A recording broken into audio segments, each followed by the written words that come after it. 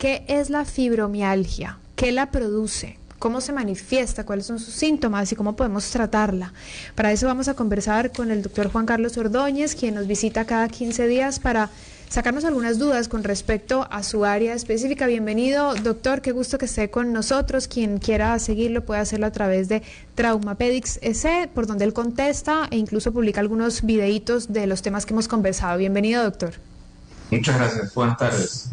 La pregunta más clara y directa es fibromialgia. ¿Qué es? Digamos que el concepto actual es dolor generalizado. Son pacientes, es una enfermedad en que la mayoría son mujeres, casi el 80%, que tienen algunos síntomas en común. Tienen depresión, tienen alteraciones del sueño o insomnio, algunos tipos de insomnio hay. Tienen dolores generalmente en el cuello, en la espalda, en la cabeza y a veces en otras partes del cuerpo. Tienen, aparte de todos estos síntomas, una sensación de que su familia no los comprende porque han ido muchísimos médicos y en todos los exámenes médicos salen que no tienen absolutamente nada. Porque esta es una enfermedad que duele y los exámenes que permiten confirmar esto no están al alcance del paciente. Entonces tiene que ser el médico, mediante los síntomas, el que lo diagnostique, y encontrar un médico entrenado realmente es en esta época un poco complicado. Porque los médicos estamos por el tiempo y es complicado, pero esa es la fibromialgia. Ya vamos a entender un poquito más eso también, pero ¿por qué se produce la fibromialgia? ¿Cuáles son sus causas? Digamos que no es una enfermedad como las demás que hay una infección o que hay un trauma. Sí puede ser causada si en la infancia hubo, por ejemplo, violencia, o si vivió maltrato o abuso sexual de algún tipo, pero eso es un menor porcentaje. Digamos que el cerebro de la persona que sufre fibromialgia es más sensible a las cosas de la vida normal que el de las demás personas. Entonces, en una familia como la mía, de 6 hermanos, vivimos casi los mismos eventos, pero uno de 6 hermanos tuvo el desarrollo de la fibromialgia. Yo la desarrollé, yo la viví.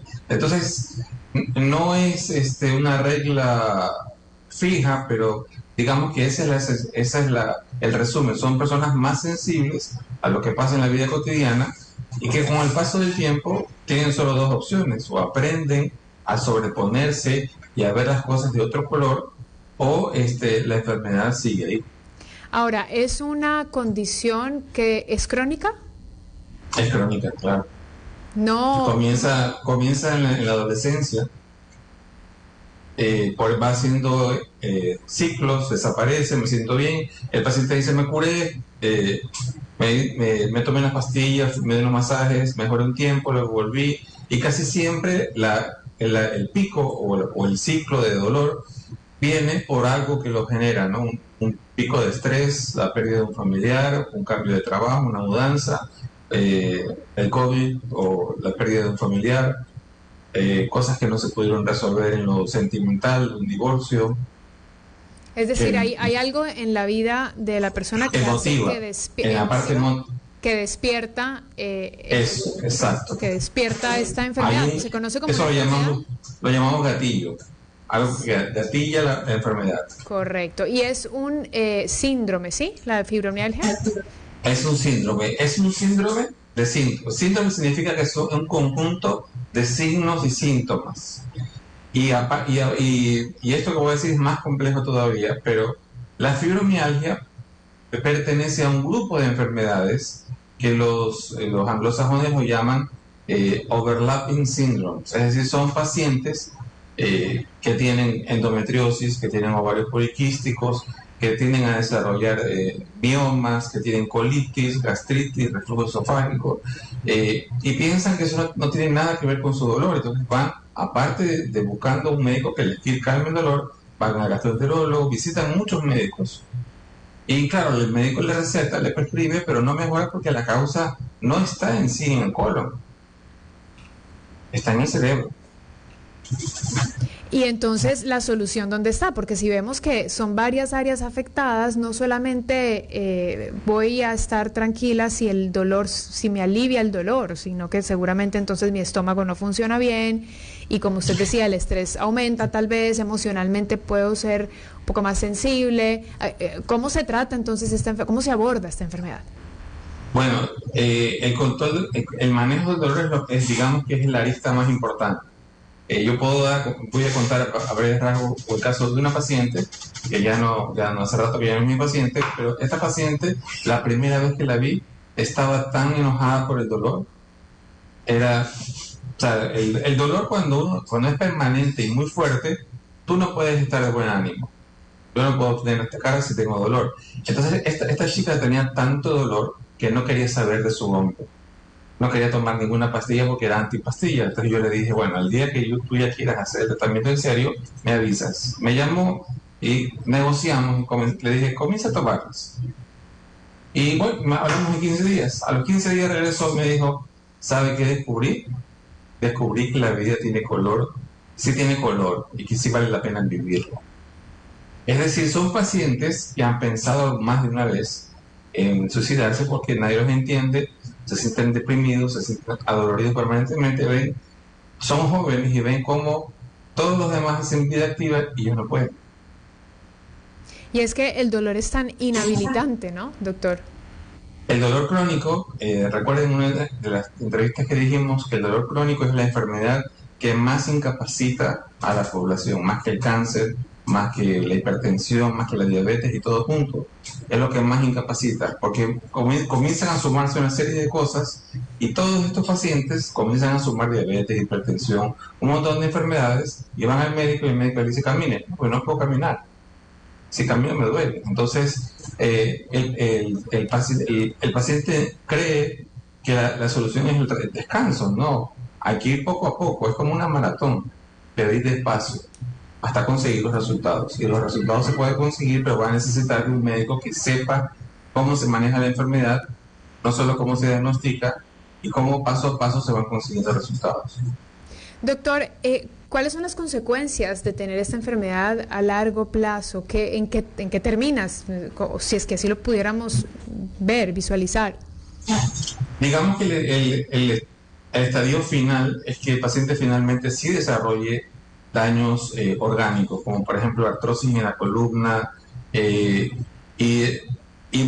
hecho muchos de esos pacientes son los que llegan a la consulta de muchos médicos, buenos médicos, que ya llegan con un daño orgánico y lo operan al paciente.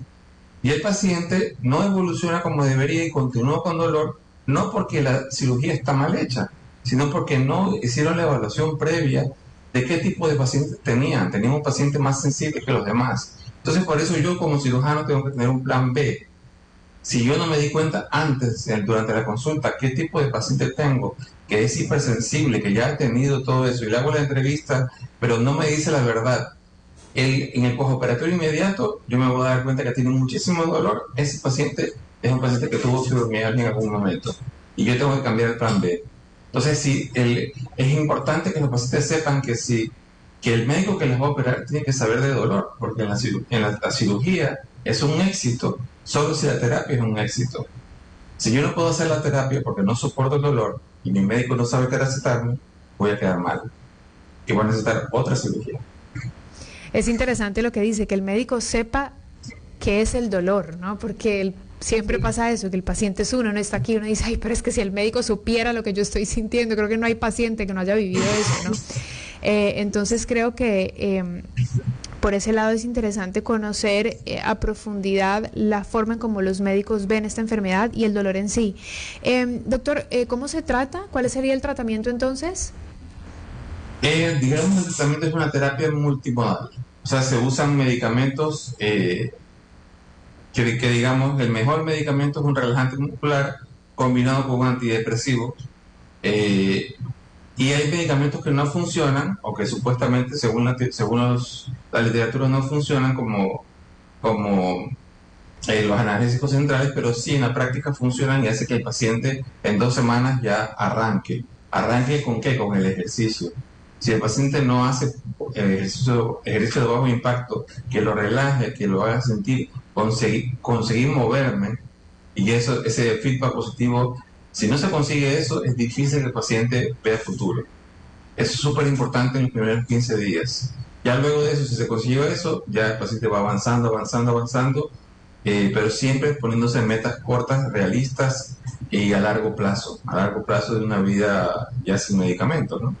Sin medicamentos, es decir, al inicio el tratamiento arranca con medicamentos para evitar el dolor y luego a mediano y largo plazo ya se puede vivir, el paciente puede vivir sin medicación. Es que eso no depende ni del médico ni de la medicina, depende del paciente. Yo, por ejemplo, como paciente, yo le cuento a mi paciente mi experiencia y cómo llegué a donde estoy. Y yo le digo, mi meta, ojalá pudiera ponerlo en un pendrive, es que usted consiga lo que yo conseguí. Pero para eso tuve que ser muy disciplinado. Si usted no hace este proceso, difícilmente va a llegar a ser un paciente sin medicación. Que creo que es lo que todos quisiéramos, ¿no? Que nuestras enfermedades se curaran sin medicina, al final de cuentas. Doctor, me hacen una pregunta. ¿En un control general se puede diagnosticar o identificar fibromialgia? Digamos, un control anual. Actualmente hay algo que se llama Toolkit. Son unas encuestas que uno le hace al paciente, que se pueden descargar y que el médico las debe descargar, y se hacen fácilmente en 3-4 minutos y usted sabe, ese paciente tiene fibromialgia sí o sí.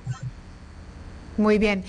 Doctor, si alguien quisiera tener una retroalimentación o a lo mejor quisiera comentarle, porque seguramente hay dudas, ¿no? Como cuando uno busca en Google algo que dicen los doctores que uno no debe hacer eso, como cuando uno busca y uno dice, sí, ese síntoma sí lo tengo, ese también, de repente alguien dice, bueno, ¿podría yo ser un paciente con fibromialgia? ¿Podrían comunicarse con usted por qué vía? Bueno, nos podría contactar por Instagram en la página traumapedics.es o vía WhatsApp. Ahí también está el link directo al WhatsApp.